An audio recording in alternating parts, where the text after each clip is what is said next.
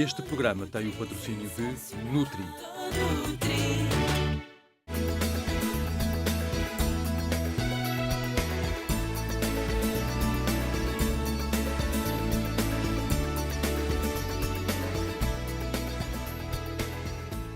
Já estamos consigo para mais um Viva Saúde.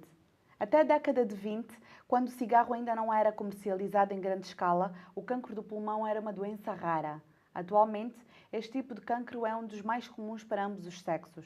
Estima-se que 24% dos fumadores vão acabar por desenvolver esta doença. Como ainda não existem exames que detetem o cancro do pulmão suficientemente cedo para garantir a cura com o tratamento, a melhor estratégia continua a ser a prevenção. E é sobre isto que nos vai esclarecer o Dr. Rui Costa, pneumologista. Doutor, bem-vindo novamente à Casa de Viva Saúde. Eu é que agradeço, é sempre um prazer. Boa tarde. O cancro do pulmão tem vindo a aumentar as suas percentagens, infelizmente. Pode explicar-nos o porquê? Bom, podemos abordar a questão de várias maneiras. Eu tinha que começar por dizer que hoje temos muito maior disponibilidade de meios auxiliares de diagnóstico.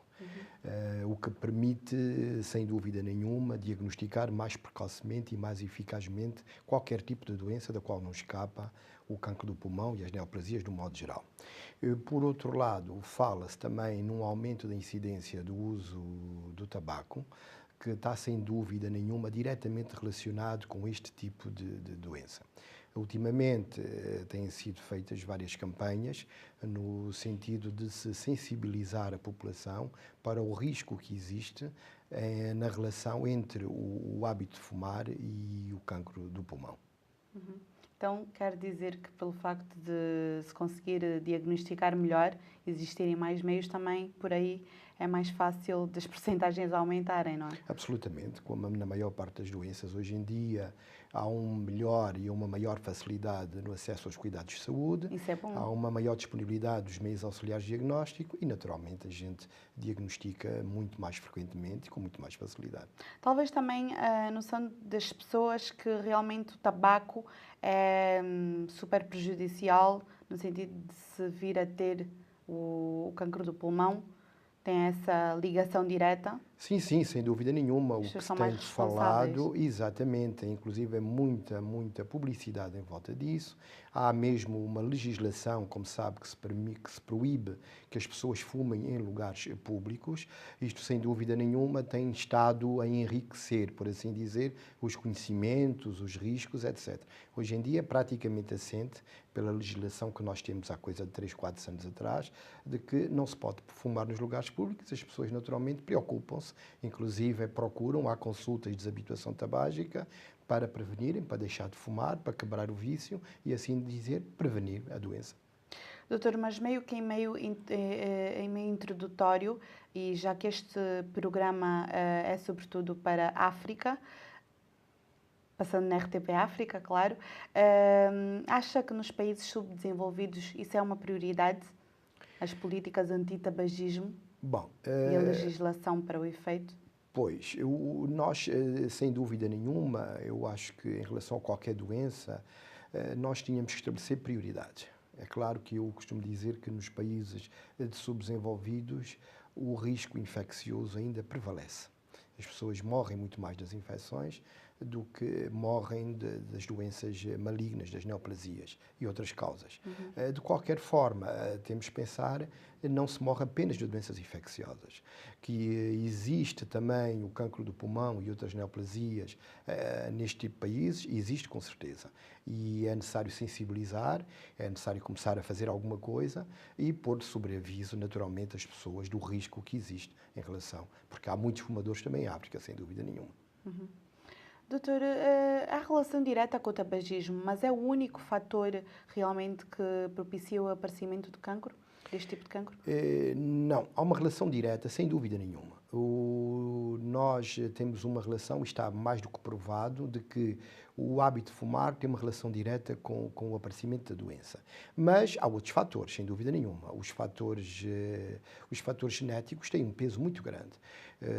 Nós damos especial atenção às pessoas que têm uma carga genética, têm famílias com neoplasias, pulmão e outras, portanto a incidência em princípio será maior. Para além disso, é muito importante também as profissões relacionadas com uma exposição profissional. Exposição a pneumopoluentes. Por exemplo, as pessoas que trabalham com exposição a limalha de ferro, fibra de vidro. Há um aspecto que me recorda agora com o cancro do pulmão, que é mais particular, que atinge a pleura, que é o mesotelioma, que está relacionado com a exposição ao amianto. Portanto, também tem algum peso, sem dúvida nenhuma. Portanto, quando a gente interroga um tipo de doente deste género, temos que perguntar qual é a profissão, o tempo de exposição. Mas o tabaco prevalece. O fator fundamental é, sem dúvida nenhuma, o uso do cigarro. Também existem situações em que a pessoa, sem fumar, acaba por como que ingerir todo o fumo de outras pessoas, que é os chamados fumadores passivos. Nesse caso, também há risco de cancro? Há, sem dúvida nenhuma, e outras doenças pulmonares. Cada vez mais, nos últimos tempos, se dá importância ao tabagismo passivo. Porque, como se sabe, o cigarro tem uma série de substâncias cancerígenas e as pessoas que estão diretamente ligadas a essa exposição do fumo poderão, de alguma maneira, vir a sofrer da doença. Não de uma maneira direta, de uma maneira indireta, mas ultimamente dá-se muita importância. Esta questão do tabagismo passivo, e abri aqui um pequeno parênteses, não se refere apenas à exposição direta ao fumo, mas nos locais onde existem fumadores, como por exemplo no interior das habitações, nos automóveis, as substâncias cancerígenas ficam depositadas nos tapetes, nas paredes, etc. E naturalmente as pessoas que frequentarem esses espaços poderão de alguma maneira ser afetadas por esse tipo de substâncias e ter maior risco de desenvolver a doença. Quais são os sintomas? Ora, os sintomas variam muito. Eu costumo dizer que o cancro do pulmão muitas vezes é uma doença silenciosa, evolui no tempo, o doente não apresenta sintomatologia numa fase inicial e normalmente quando o doente procura o médico a doença já está avançada. Digo avançada, localmente avançada ou mesmo com metastização, que será, por assim dizer, a ramificação, a disseminação da doença. Muitas vezes o doente poderá ter uma expectoração com sangue, que nos países, digamos, subdesenvolvidos, se pode confundir, por exemplo, com uma tuberculose, que é o mais frequente, mas nem tudo é tuberculose. Claro. Poderá ter um quadro consuntivo, com emagrecimento, uma quebra do estado geral, uma astenia, uma falta de apetite. Pronto, são sintomas muitas vezes vagos. Ou muitas vezes aparecem já como complicações tardias da doença. Isto naturalmente põe a questão do diagnóstico, porque muito embora, digamos que não seja a principal causa da doença, devemos pensar sempre nisso. E a predisposição por fatores hereditários? Sim, isto tem um peso muito grande, como eu disse há bocado. Portanto, os familiares de doentes com tumores, de um modo geral, devem ser rastreados. Deve-se haver muito mais cuidado, são fatores que a gente... A partir de que idade? Pois, mas a incidência do cancro do pulmão costuma ocorrer por volta dos 45, 50 anos. Não quer dizer que não haja exceções. Portanto, supondo que um familiar meu, Deus proteja, tenha esse tipo de cancro, eu, a partir de que idade devo começar a fazer os rastreios? Não que tenha que fazer diretamente o rastreio, ou depende da profundidade do rastreio. Deve-se ter alguma atenção, não só em relação ao pulmão, como outro tipo de tumor qualquer. Mas antes dos 40, 45 anos, há exceções, não é? Em princípio, a incidência não é considerável, digamos. Quais são as principais formas de prevenção? Pois, falamos há bocadinho, sem dúvida nenhuma, a proibição de fumar, o cuidado com a exposição aos pneumopoluentes e, portanto, substâncias que eventualmente poderão ser potencialmente cancerígenas e para além disso, naturalmente termos algum cuidado, digamos, com as pessoas que, por exemplo, tiveram uma tuberculose, há o chamado tumor da cicatriz, são pessoas que devem ser seguidos com mais atenção, Pode porque vir a muitas desenvolver vezes o pode cancro do desenvolver um pulmão. tumor, exatamente. Mas quando não tratado ou mesmo depois de tratado? Não, mesmo depois de tratado pode desenvolver. Não tem muita importância, mas sem dúvida estão descritos muitos casos e está mesmo descrito o tumor da cicatriz, portanto, como consequência dessa situação. Em relação às asmas, às rinites, a essas doenças todas que dão a falta de ar e que dão problemas respiratórios, podem vir a traduzir-se numa fase posterior, mais avançada, no cancro do pulmão? Não, de modo nenhum. Não tem relação nenhuma. A ver uma coisa com outra não tem, não. Muitas são as dúvidas que se levantam, mas para já vamos fazer uma pequena pausa. Sim, doutor? Sim, senhora. Para o ajudar a entender a seriedade da prevenção desta doença, fizemos para si uma compilação de alguns dados importantes. Ora, veja. O cancro do pulmão é dos mais prevalentes em ambos os sexos. Morrem mais pessoas todos os anos com este tipo de cancro do que do cólon, mama e próstata juntos. O cancro do pulmão é muitas vezes sinónimo de tabagismo. O uso do tabaco é um problema clássico de saúde pública. Causa 22% das mortes por via cancerígena todos os anos. No início do século, cerca de 2 milhões foram provocadas pelo consumo de tabaco. De um modo geral, o cancro do pulmão inicia-se na parede dos brônquios ou no próprio tecido pulmonar, razão pela qual a tosse, o aumento de expectoração, nomeadamente com sangue ou falta de ar, são os principais sinais deste tipo de tumor. Contudo, sintomas gerais como a perda de apetite, a perda de peso ou um cansaço persistente antecedem por vezes a estes sintomas respiratórios. Existem também casos em que o tumor é diagnosticado por sinais de disseminação noutros órgãos, como as dores ósseas, o aparecimento de nódulos debaixo da pele ou mesmo sinais que simulam um AVC. Estima-se que 24% dos fumadores vão desenvolver cancro do pulmão em determinada fase da vida. Este é frequente em pessoas com a idade avançada. É diagnosticado em média aos 71 anos. Aliás, 2 em cada 3 pessoas que são diagnosticadas têm mais de 65 anos e menos de 2% dos casos atingem a faixa etária inferior aos 45. Devido a fatores genéticos, a população africana tem 40% mais risco de vir a desenvolver este problema e será ainda mais acrescido naqueles que inserem o tabaco na sua rotina diária. Ainda com dúvidas? Não se preocupe. Faça como a Ana Ferreira, que visitou o nosso mural do Facebook e nos deixou a pergunta: existem alimentos que ajudam a evitar o cancro do pulmão? Não especificamente. Não vejo relação nenhuma entre a alimentação e este tipo de doença. Mas normalmente dizem que nós somos o que nós comemos? Pois, mas em relação a esta doença não vejo relação nenhuma. Não vejo de modo nenhum. Há bocado estava a dizer que é uma doença com um diagnóstico difícil. Pois, porque, como eu costumo dizer, em medicina, para se diagnosticar uma doença, temos que pensar nela. E o exame, sem dúvida, o exame chamativo, o gold standard, será o raio-x tórax. A radiografia do tórax sendo... Não se manda a fazer uma radiografia de tórax sem nenhum sintoma, não é? É um exame que se faz rotineiramente, é um exame muito simples, que se faz com muita facilidade e que nos pode fornecer muitos dados importantes para o diagnóstico. É claro que é preciso... É o único exame? Não será o exame inicial, mas é necessário olhar para a radiografia com cuidado. E logo por aí consegue-se detectar alguma coisa? Nem sempre a radiografia de tórax muitas vezes não é suficiente para esclarecer. Digamos o que é que pode ser verificado numa radiografia do tórax? Poderemos ver um sinal anormal, como um nódulo, uma massa que faça... Pode ser ou não cancro. Exatamente, pode ser ou não, que possa levar. Há características que nos fazem suspeitar e quando assim é aliado àquilo que a gente tem estado a dizer, é necessário continuar a investigação, coisa que muitas vezes não está disponível. Que outros tratamentos seriam para continuar a investigação? Ainda no diagnóstico íamos falar a seguir, eventualmente, num taco do tórax, que é um exame mais específico, que nos fornece muito mais indicações e que, sem dúvida nenhuma, que nos ajuda. É claro que a disponibilidade do TAC não é a mesma que uma radiografia, os riscos não são os mesmos, as radiações fundamentalmente.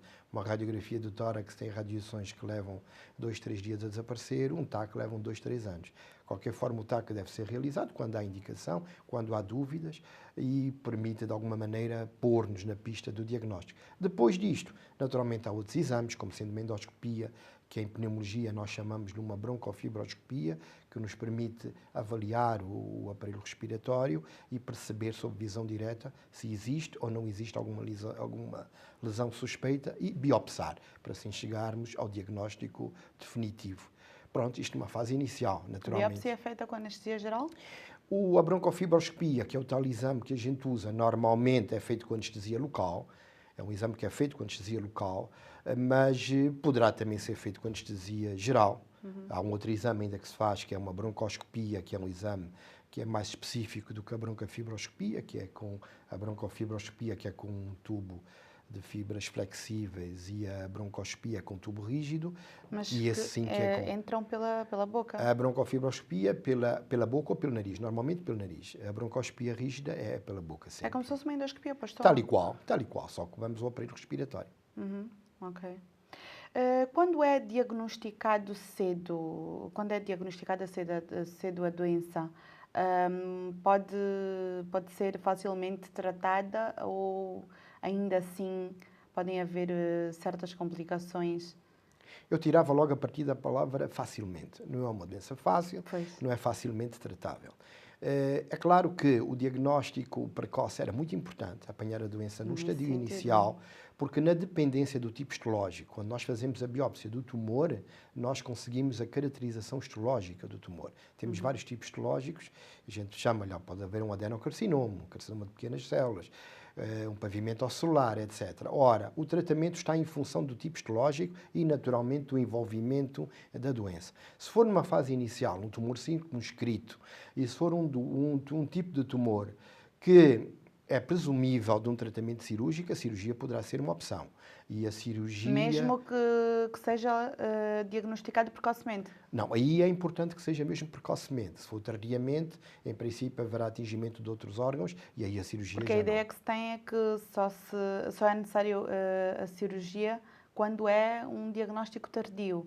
Não, Portanto, não é de uma modo ideia nenhum. errada. É errada, exatamente. A doença tem que estar circunscrita, tem que estar localizada e tem que ter um tipo histológico que permita a cirurgia. Porque há tumores do pulmão, Que não como permitem. exatamente, como por Como exemplo quais?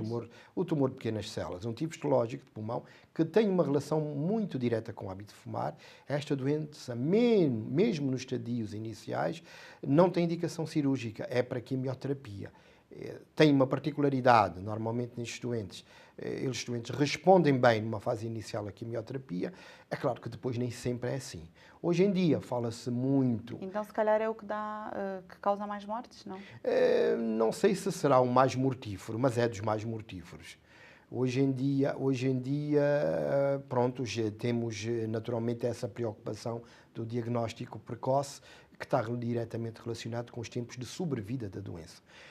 Pronto, o cancro é uma doença como muitas outras que não tem cura, mas tem tratamento. O tratamento depende muito de muitos fatores, entre os quais estes, não é? Portanto, o diagnóstico precoce é importante, sem dúvida nenhuma. No caso de ser este tipo de tumor que acabou de referir, é mais difícil, portanto, o tratamento com a quimioterapia e tudo mais. Se o corpo rejeitar o tratamento, se ocorrerem problemas nessa fase, quanto tempo de vida ainda é estimado que a pessoa tenha até... Não, é muito complicado falar em tempos de sobrevida. Depende, cada caso é um caso. É muito complicado. Há doentes que respondem bem, há doentes que têm uma doença que, mesmo sob o tratamento, continua a evoluir de uma maneira má, e os tempos de sobrevida variam muito. Da idade, dos fatores genéticos. Era que eu queria que chegasse. Quais são as variações? A idade? Normalmente, os tumores nas pessoas mais idosas têm um comportamento muito mais indolente. A resposta do corpo, né? Exatamente. As pessoas mais jovens, do modo geral, ressalve-se, nas pessoas mais jovens, habitualmente, há uma maior replicação de células e a doença normalmente evolui pior. Ainda bem que fala nisso. Por acaso, uma questão que muita gente coloca é o facto do cancro surgir numa fase de uma idade mais avançada, sendo que essa fase é melhor porque as células não se renovam com tanta facilidade e, portanto, não há tanto risco de metástases. É verdade? Sim, do modo geral é, sem dúvida nenhuma. Nas pessoas idosas, normalmente os tumores, qualquer tipo de tumor, tende a ter uma tendência mais indolente, mais insidiosa. E depois avalia-se, naturalmente, é preciso avaliar. Antes de se impor um tratamento, tem que se avaliar a idade, a condição física em si, as perspectivas, isso tudo é avaliado, naturalmente. É diferente tratar uma pessoa que tenha 90 anos de uma pessoa que tenha 45, totalmente diferente. Naturalmente que isso entra uma série de fatores em jogo. Ao fim e ao cabo, nós não somos eternos, não é? Vamos morrer de qualquer coisa claro. um dia. E mesmo após o tratamento, a pessoa tem que fazer sempre rastreios durante toda a vida? Absolutamente, absolutamente. Claro, um tipo de doenças dessas implica naturalmente um follow-up, que pode ser mais ou menos espaçado, conforme a evolução, conforme a resposta ao tratamento.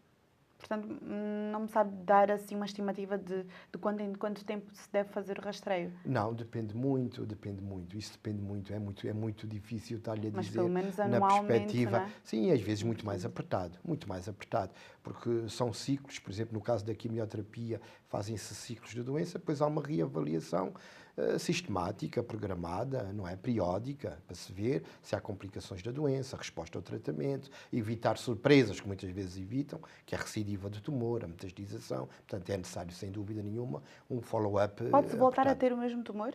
Não, mesmo não direi, mas há doentes que têm 2 tumores, 3 tumores em sítios diferentes, pode acontecer, e até de órgãos diferentes.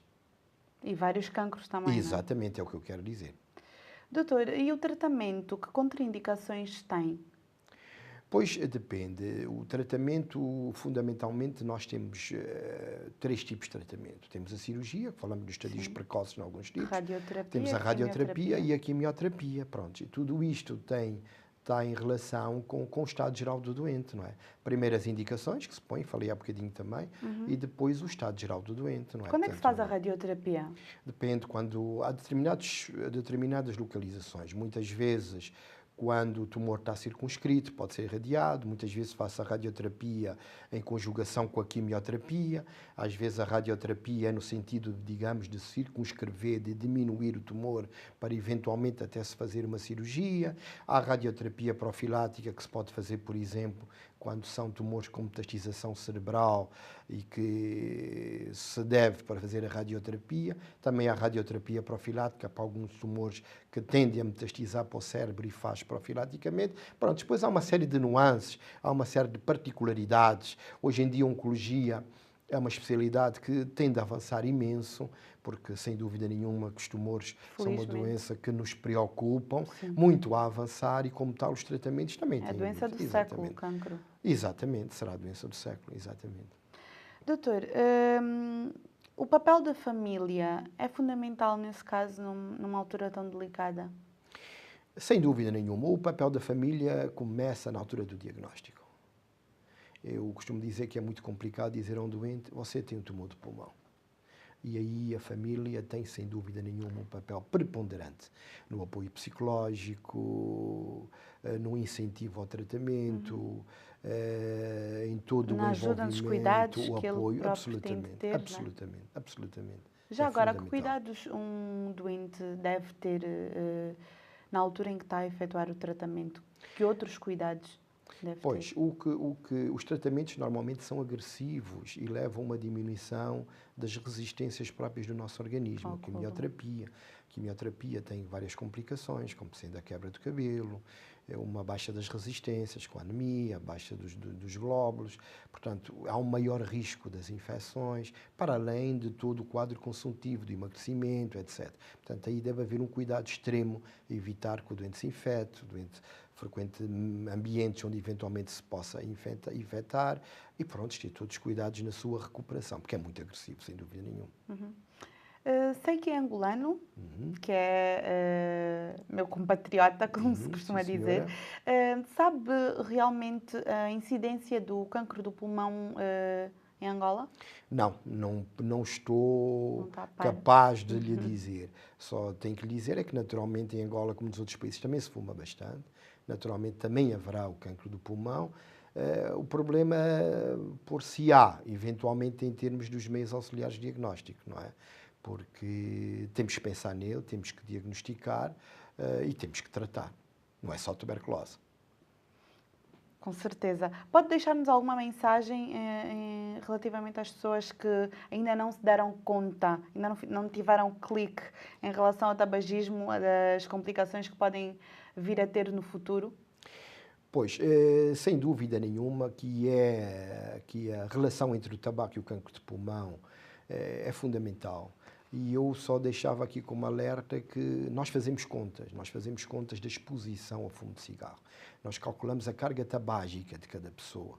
Isto é, nós multiplicamos o número de cigarros que a pessoa fuma por dia vezes o número de anos e dividimos por 20 para calcular a carga tabágica. A carga tabágica de qualquer pessoa tem uma relação direta com as doenças respiratórias e, fundamentalmente, o cancro do pulmão. Portanto, quem fuma deve ter presente de que está a aumentar, sem dúvida nenhuma, o risco do cancro do pulmão. E, naturalmente, quem fuma há 30, 40 anos tem um risco muito maior de quem fuma há 5 ou 10. Para além disso, sem dúvida nenhuma, que a predisposição genética que nós falamos há bocadinho também tem importância. O alerta, naturalmente, os meios auxiliares são complicados, o alerta deve-se impor e há sintomas chamativos, mas, sobretudo, dizer que muitas vezes a doença é silenciosa. E quero aqui abrir um pequeno parênteses para dizer o seguinte. Hoje em dia, a medicina preventiva, como disse na abertura, tem muita importância. A medicina preventiva vale o que vale. Em relação a algum tipo de doenças, e doenças neoplásicas, como é o caso do tumor da próstata, o tumor da mama, o rastreio é eficaz. A mama faz uma ecografia, faz uma mamografia, na próstata também faz a determinação do PSA. Portanto, e nós, de alguma maneira, podemos prevenir a doença. No pulmão é mais complicado, porque o raio-x tórax, muito embora seja um exame que tenha importância, pode ser pobre, fundamentalmente no estadio inicial. O TAC tórax não vamos fazer a todos os doentes, não é prático fazer a todos os doentes. Há outros métodos de rastreio que têm sido ensaiados, mas não são até agora comprovadamente eficazes. De maneira que a atenção, pesar os fatores que a gente falou é sem dúvida importante e, sobretudo, pensar que a doença pode existir. Dr. Rui Costa, muito obrigada pela sua presença, uma vez mais aqui na Casa do Viva Saúde. Esperamos tê-lo numa próxima oportunidade. Eu é que agradeço. Obrigado. Sente-se mais informado? Já sabe que comportamentos de risco deve evitar para o bem dos seus pulmões?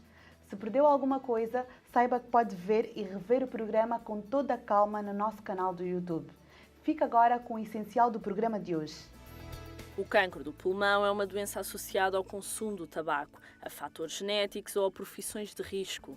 Também pode surgir na sequência de algumas doenças, como a tuberculose. O diagnóstico é efetuado através de raio-x, radiografias ou mesmo com o recurso a um TAC ou uma endoscopia.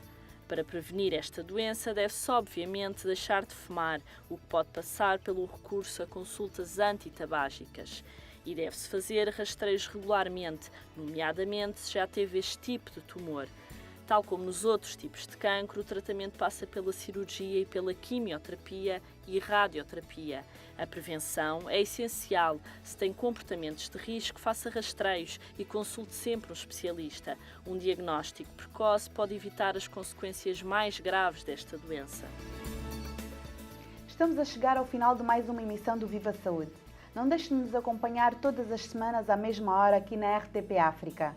Já sabe que este programa é feito especialmente para si. Eu despeço-me, mas não sem antes lhe lembrar que o próximo programa também será do seu interesse. Fique connosco e até lá já sabe, cuide de si. Viva Saúde! Eu sou Fernando Vieira Dias, antigo futebolista do Benfica. A atividade física traz-lhe qualidade de vida. Mexa-se.